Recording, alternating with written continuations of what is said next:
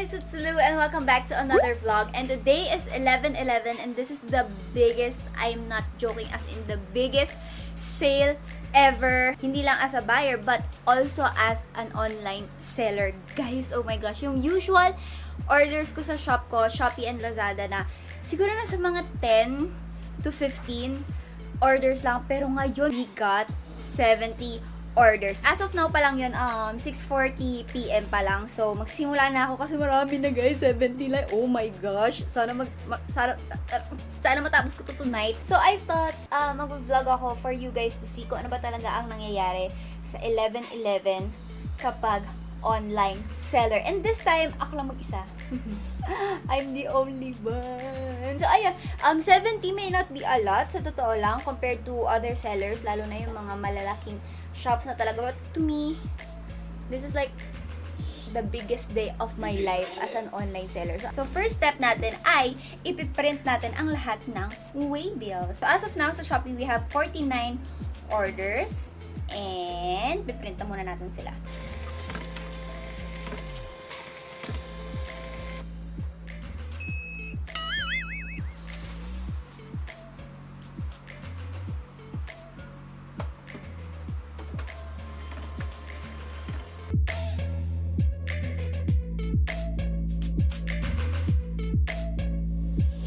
So, next step natin ay punitin itong lahat. Like, hindi naman punitin, pero you know. Yung ganyan, per waybill. And it's important for me na nakakategorize siya per courier. So, as of now, I have 2 couriers for Shopee. I have Ninja Van and I have GoGo Express.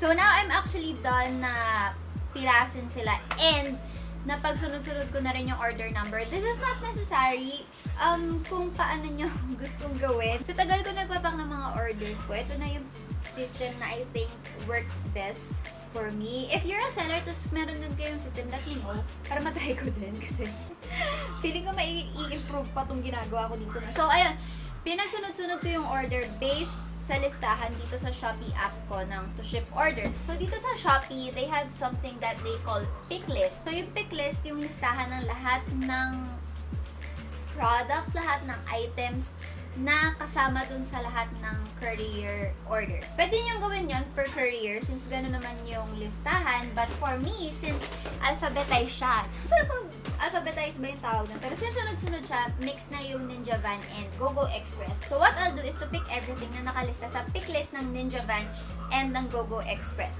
So this is what a pick list looks like. Nandito yung items ko and nandito yung quantity na kailangan ko to fulfill all my orders sa specific courier na yon. Ito hindi ko alam kung anong courier ba to, honestly. So we have one from one courier and we have another one from another courier. So ang gagawin ko, kukunin ko lang lahat ng nakalista dyan hanggang dito sa baba.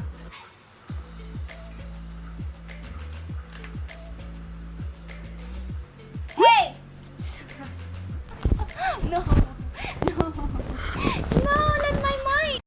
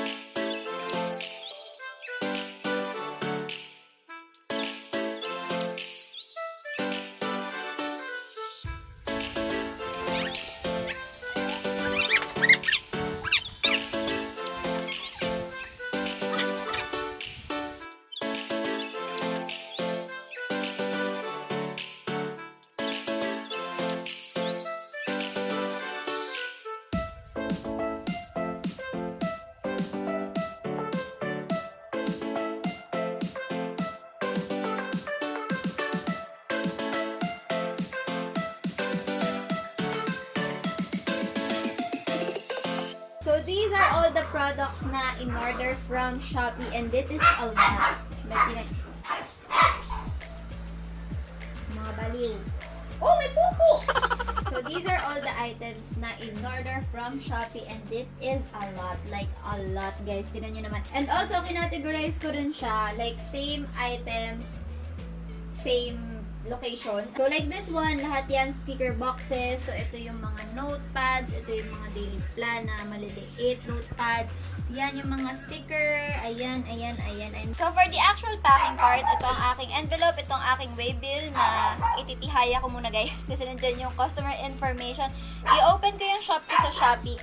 And, kukunin ko yung mga items na kailangan ko. So, ito lahat ng items dito sa order na to. So, ang ginawa ko lang, pinicturan ko lang siya, sinend ko dun sa buyer para makita niya ang laman ng kanyang package. So, after that, nilagyan ko lang ng sticker ko.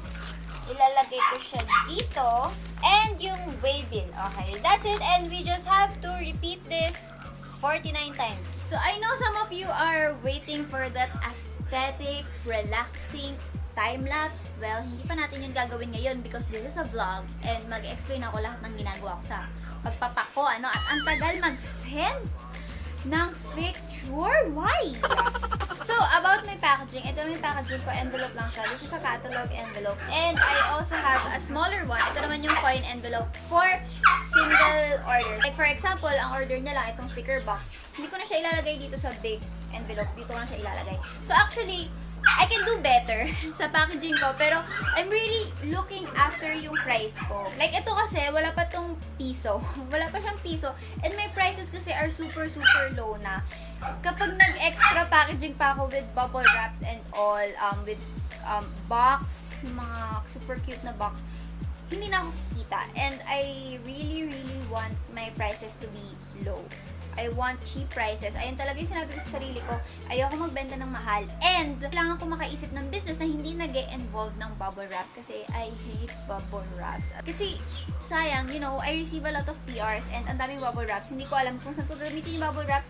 And I know, kapag yung mga customers ko bumili ng ganitong mga stationaries na hindi naman kailangan ng bubble wrap, tapos nilagay ko sa bubble wrap, yes, mapoprotektahan niya yung boxes and everything. Pero, it's not really sustainable.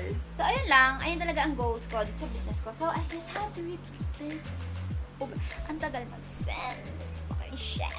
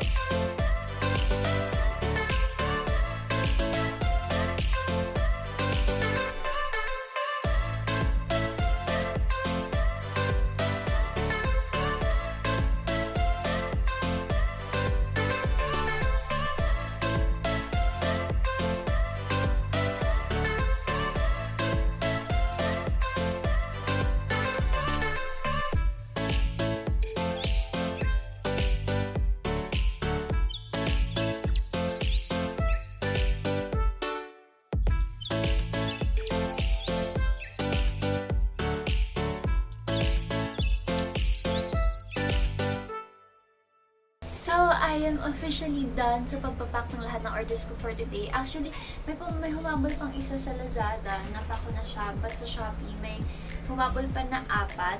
Pero hindi ko na kaya.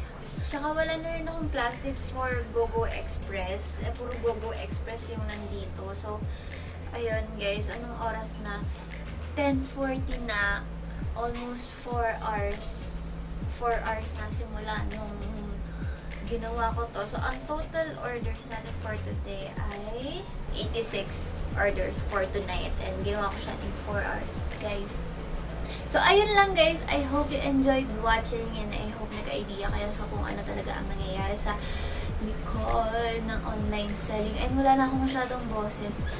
Nagulat talaga ako. Tapos umalis pa kami kanina. So, that is it, guys, for this video. Thank you so much for watching and I will see you on my next one. Bye!